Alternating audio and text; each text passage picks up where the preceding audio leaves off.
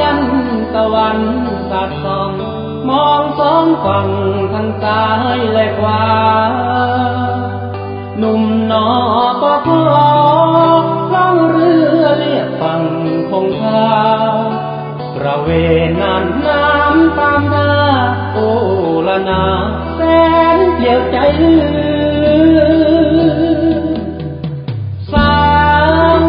คนงามอยู่ตามชาน้องนั่งมารดต้นยาทำสวนผักปลูกพริกมะเขือเมื่อเจอสามวัยหัวใจแทบหลุดจากเรือ